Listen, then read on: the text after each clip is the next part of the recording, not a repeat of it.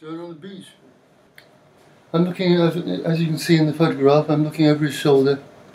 We're on Rostraeth. I don't know what beach we're on. It's a big beach though, with the dogs obviously. I'm out walking with Jonah.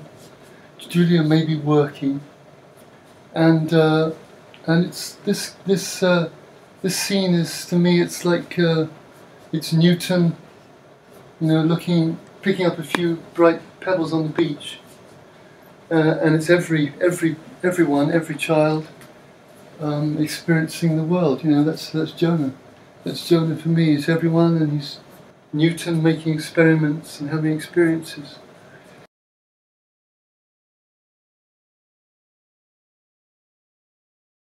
And one of the next big things, really, once we've established as a family, there's a home and a family, which is separate from a house. We moved to a wonderful, wonderful house, Bulch, where I think Jonah gets some of his first memories from. That then transmute into different worlds. So I think a lot of growing up for me was beginning again at 30 with Jonah, and beginning psychologically to experience the world differently. Like, I think I experienced the world differently because of seeing things a little bit through Jonah's eyes, or having Jonah's eyes there. So a lot of things I kind of have a take on, like, oh, I wonder why Jonah experienced that, or I bet that landscape in Wales is reminiscent somehow of the landscape of that park on Hornby Island. Kind of things like that. So there's a kind of a real entwinement. And in fact, when Jonah was born, when Julia had amazingly given birth to Jonah in her bedroom, in her family house in Oxfordshire, and she was asleep exhausted, and then Jonah was asleep exhausted, and I was asleep exhausted. I woke up and I saw these whirling colours, and it was like you couldn't see colours like this as an adult. You would have to see them with an unformed visual apparatus somehow. And I think I had a little shared dream with Jonah.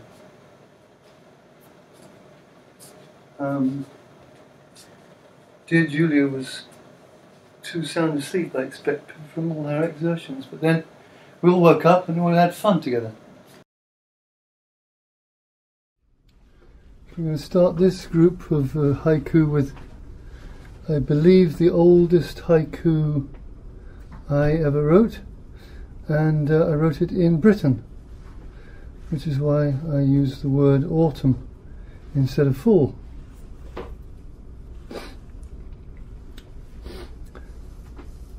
First day of autumn, the way a sound sounds changes.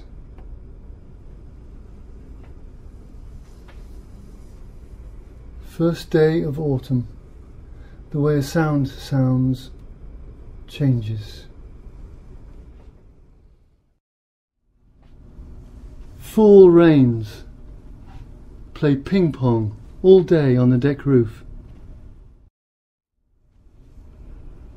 Blossom, sleet, snow, spring and winter play April checkers. Cutting the dead off the cherry tree in blossom after all these years. Lone crow flying low and even, the only sound. Snow, snow, dawn, light, snow. In the alley, stones from last year's plums, while the tree itself sprouts green.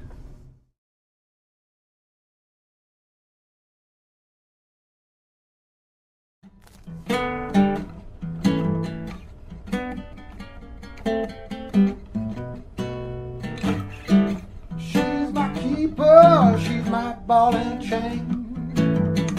She's my woman and I'll never complain. She's a saint and an angel, but she's the devil at night.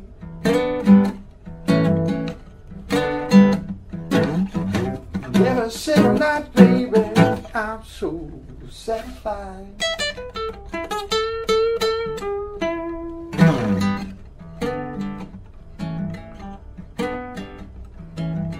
Now she's got me down on my soul, and how she does it, yeah, well, nobody knows. And now she's got me down on my knees. Here she come, baby, 1, 2, 3. Gonna flip and gonna fly. She's gonna take me for a ride now, baby. Every single night, baby, I'm so satisfied. Every single night, baby, I'm so satisfied.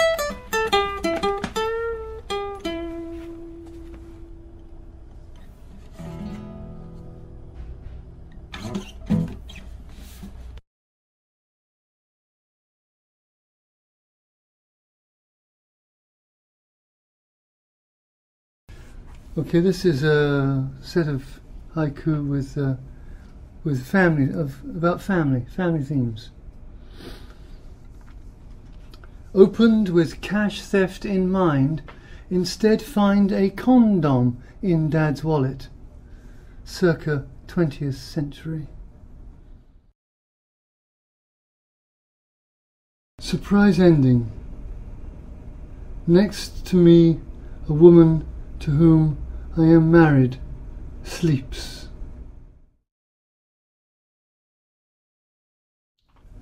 Meet my son in the doorway to bathroom. Now I'm the hairy father. Ping pong. As we play, we watch as my wife and I merge rhythms. Someone tries a locked door, waking you, me, from dreams of Taoist manuscripts. Past 1, probably. Darkness as sun returns home, switches hall light off.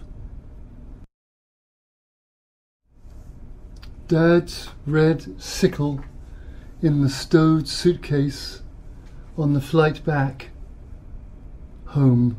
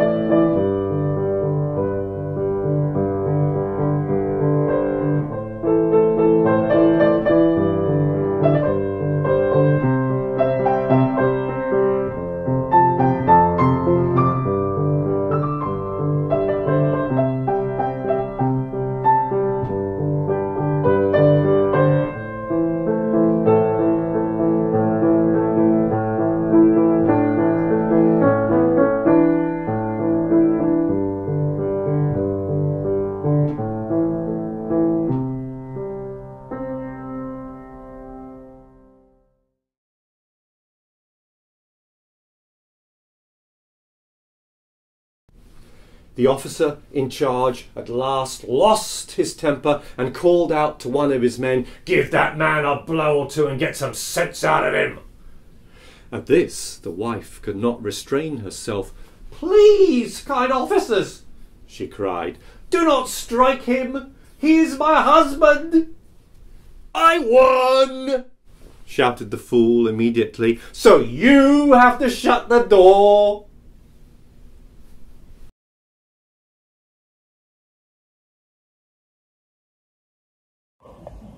I think the unique qualities or characteristics that Iain brought to homeopathy are the same ones he just brought to everything else in life. I don't think that Iain compartmentalized things. I think he was who he was with a myriad of interests, and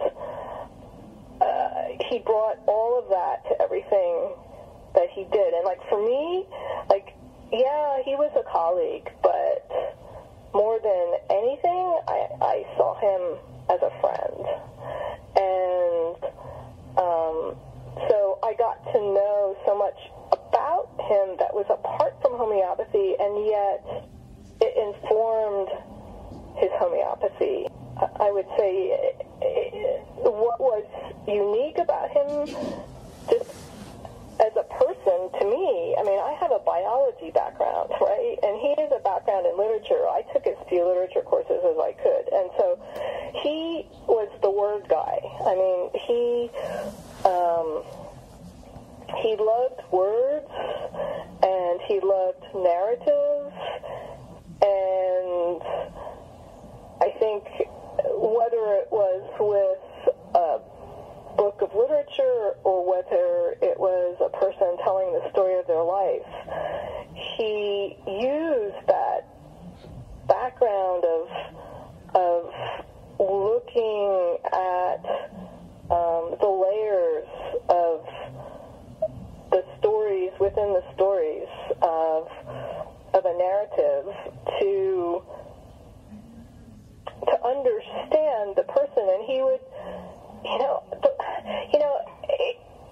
in homeopathy, we usually talk to someone, and it's very much about pattern recognition of, looking at their constellation of symptoms and prescribing a remedy that matches that pattern. And I'm just sort of free associating, but like Iain would, I think he would give a remedy. He would give the remedy, but I think often Iain was the remedy because of his process of listening so carefully to words and to narrative, and because of his other interests like Enneagram and human givens, he would do something.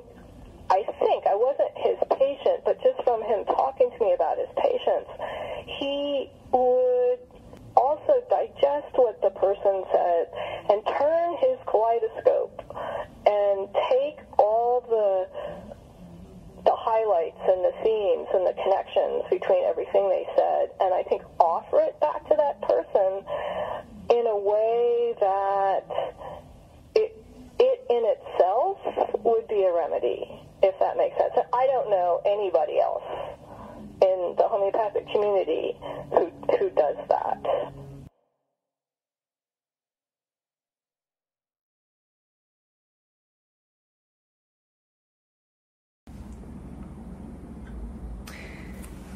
And of course, the other part of Iain that I was just mentioning to you that always struck me was, homeopathy is a healing art. So to be a practitioner of a healing art, I mean, many reasons that you come. But what I was aware of in Iain was at the bottom motivated by the benefiting of others, the helping, and in a way wonderful optimism about how one could change, how healing could happen, basically. And that from an individual, from a man with such, such a force, such an intellectual force, such a genius. You don't always see that aspect, but there was this very definite heart that was really there for the benefit of others. Kind, sensitive, gentle. So these are the things that stand out for me with Iain.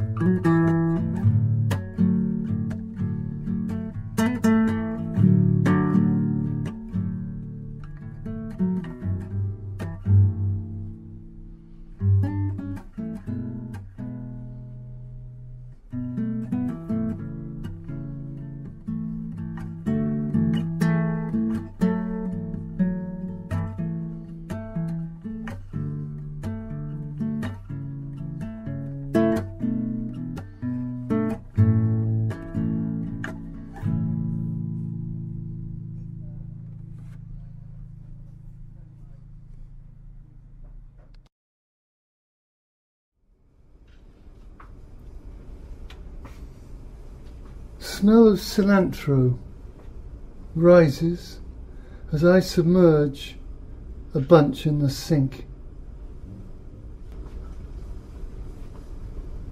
Copper wool scoured from cutting board smells rise, oak, metal and salmon. Left on my son's plate. Misshapen olive with an X on it. The stone was still inside. Crows imitate frog. First, then duck, then hyena, then back to crowing. In the grate, 18 years of poems consumed, fires curling black leaves. 1985. The moment before life's wave broke. Hummus, Peter, the beloved, a bed.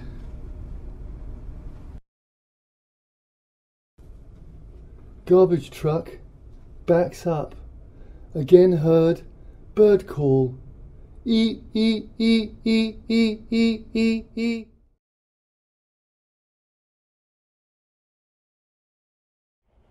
Hey Brian, it's Iain here. Give me a call this evening. I'll look up those links. Yeah, we should talk more. Okay, talk to you soon. Bye. Hey Brian, 10:15 in the morning, I guess Saturday. I think it's Saturday. Or is it Friday? Anyway, I was going to see if you could come and drop in. On whatever day it is today. It's 10:15. Okay. Whatever works. Talk to you soon. Bye. Hi, Brian Foyer. It's Iain here. I'm sorry to be an impatient person, but I just found out that I won't be getting any visitors today, so. Or maybe one in the afternoon. But I was thinking, oh boy, well, I must see if Brian's coming today. Because I've got the haiku, I got some stuff lined up. That's what I have to do, to be impatient. So, yeah. Bye. Hi guys, it's Iain here. I wanted to thank you, Paula, for loaning me Brian today, when it was a day you worked out as a walking day for you guys. Thank you so much. And I wanted to thank you, Brian, for coming over and, when I'm impatient about stuff. Thank you so much. It meant a lot to me. It made the day different. Okay.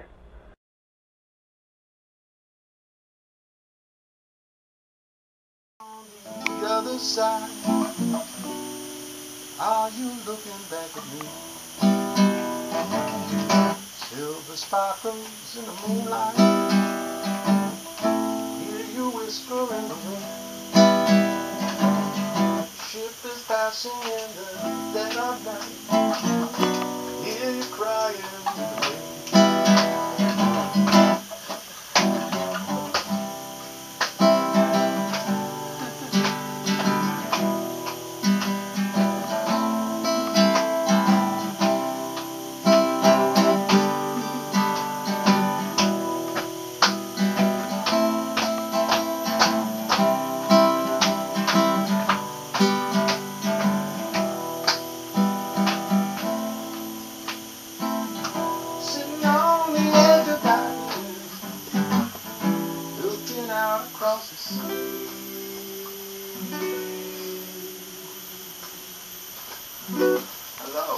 Hello!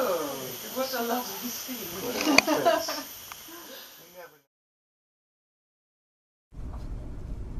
100 fishes choose one of two directions. As feet part tide pool. Apocalypse Now reruns in San Francisco, alone, Christmas Day, 1981. Fierce dog, having a pee, finishes, then barks. 3 a.m. hangs in the balance.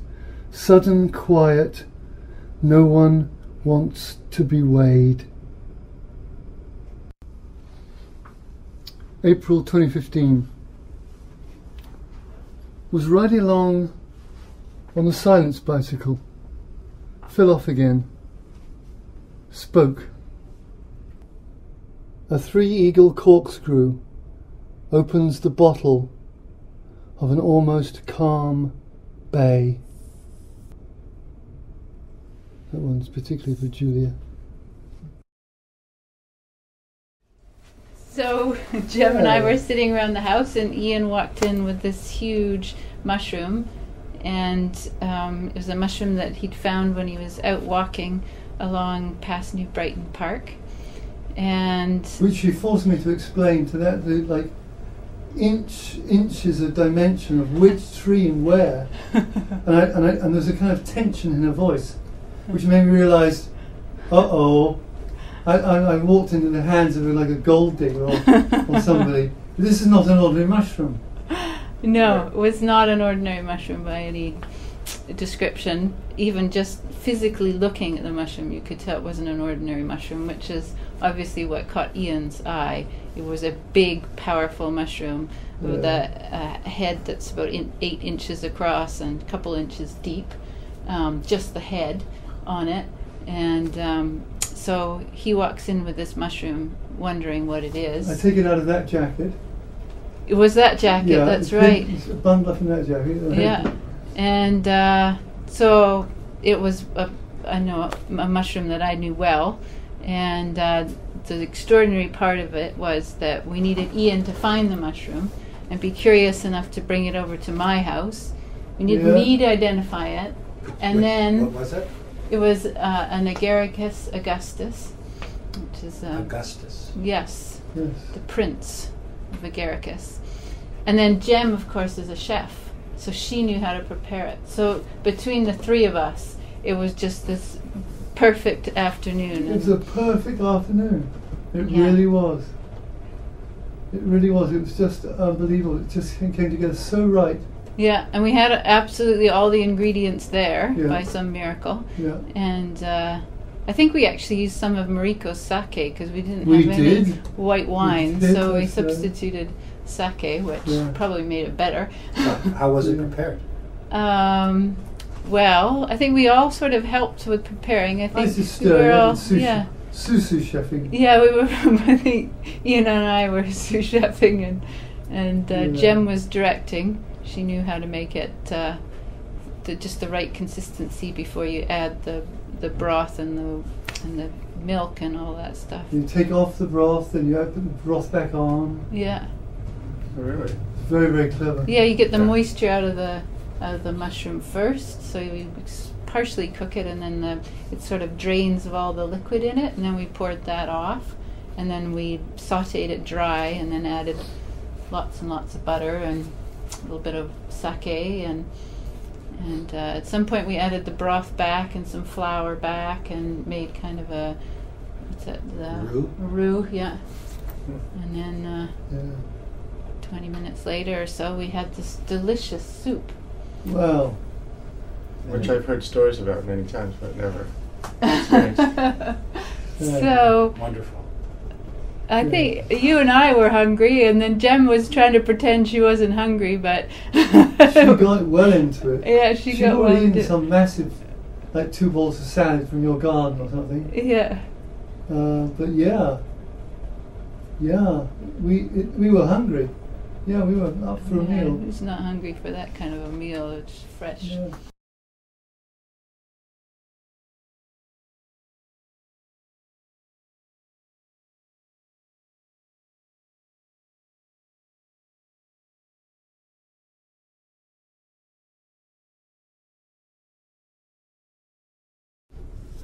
With only one left, earthlings would see how brightly a starling shimmers. With only one left, earthlings would see how brightly a starling shimmers.